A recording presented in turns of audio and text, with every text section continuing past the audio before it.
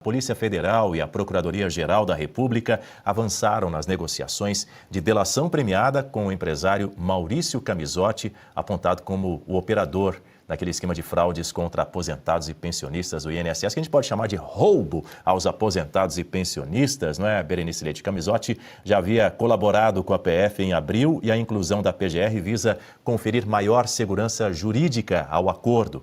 A expectativa é que a delação ajude a identificar outros envolvidos, detalhar o funcionamento da organização criminosa e rastrear os recursos desviados que podem atingir 6,3 bilhões de reais entre 2019 e 2024. A investigação busca desvendar aí esses descontos não autorizados em benefícios previdenciários realizados por meio de associações conveniadas ao INSS. Só trazendo mais um ponto aqui antes de ouvir você, Berenice, a defesa do careca do INSS, que não gosta de ser chamado de careca do INSS, diz que foram feitas 10 perguntas sem que os advogados estivessem presentes, sem a presença dos advogados, essas pessoas teriam insistido no quesito da delação premiada por cerca de 1 hora, fazendo pressão contra o Camizotti. Já a Secretaria de Estado de Administração Penitenciária do Distrito Federal, a SEAP, afirmou ao STF,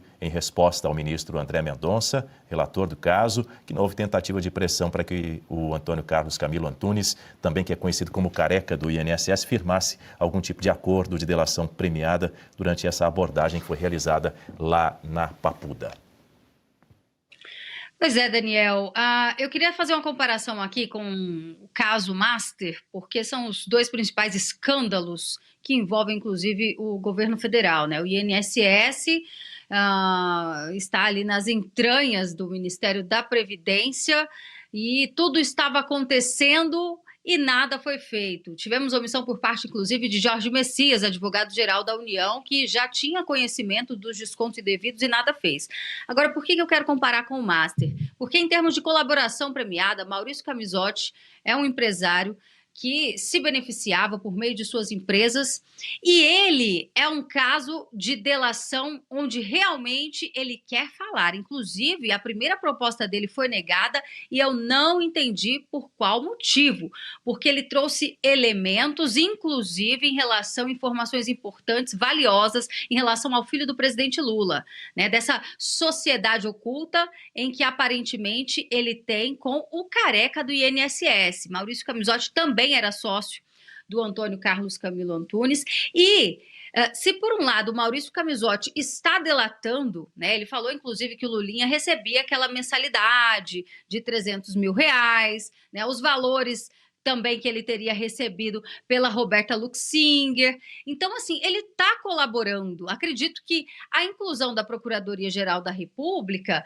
segue os mesmos moldes do Master, para dar mais credibilidade, enfim. Mas, por outro lado, o careca do INSS, Daniel, ele já está indo pelo caminho buscando a nulidade desse processo. Como você bem trouxe, ele acusou ali de ter sido coagido, de que os agentes penitenciários tivessem o levado, essa é a versão dele, feito perguntas sem a presença do seu advogado.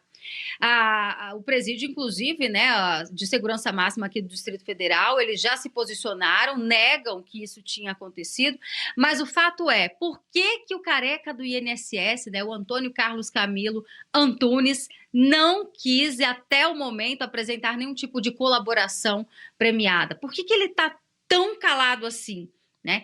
É estranho, não é?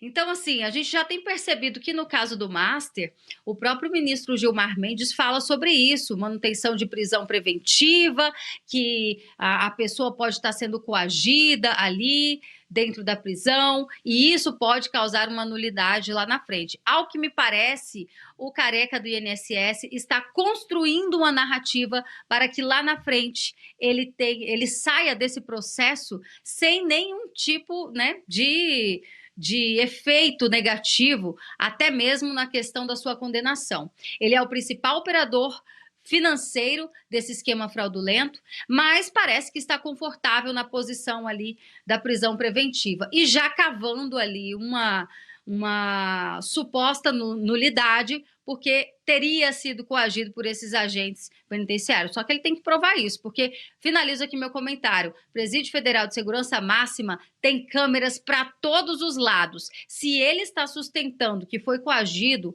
pelos agentes penitenciários, então deve ter imagens disso, Daniel. E se ele estiver mentindo, vai ser pego na mentira. Quer complementar, Guta? Esse personagem, Maurício Camisotti, ele acabou ficando um pouco escanteado do debate público. O careca do INSS acabou ganhando todos os holofotes, mas segundo o próprio relator da CPMI do INSS, o deputado Alfredo Gaspar, o Maurício Camisotti e a sua família, eles são 5 vezes mais fortes do que o careca do INSS. Movimentou muito mais dinheiro. Então, veja, o foco acabou ficando em uma pessoa, só o careca do INSS, mas ambos são aí os grandes operadores desse esquema. O Maurício Camisotti não tem uma participação menor.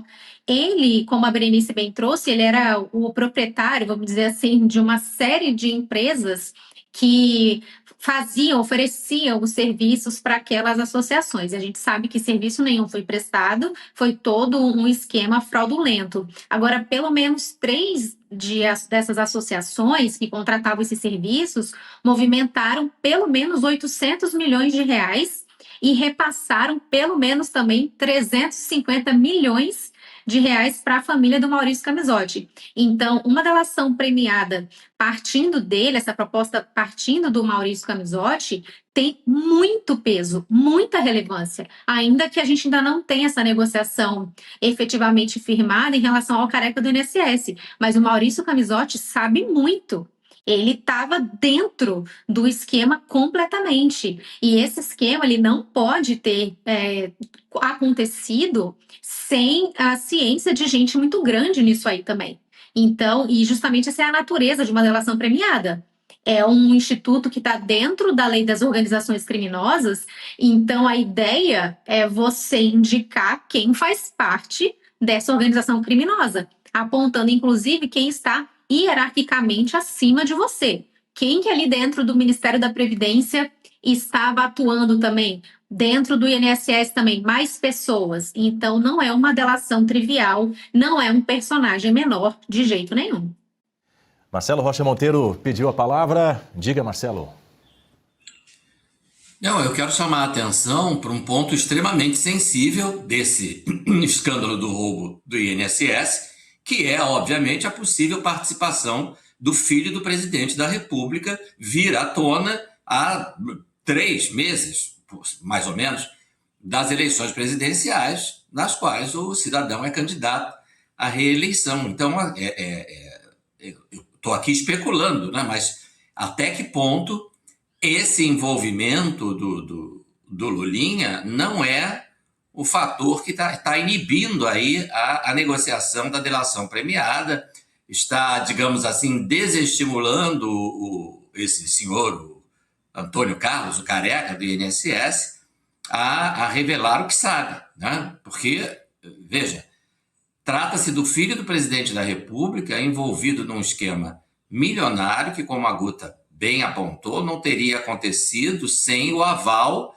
de gente muito, muito, muito importante. Tá? E aí a pergunta que todo mundo se faz é, se o filho do presidente da República estava envolvido, né, será que o pai não deu aval para que esse tipo de roubalheira acontecesse? Você imagina isso há 3 meses de uma eleição presidencial. Né? Então, era só isso que eu queria destacar.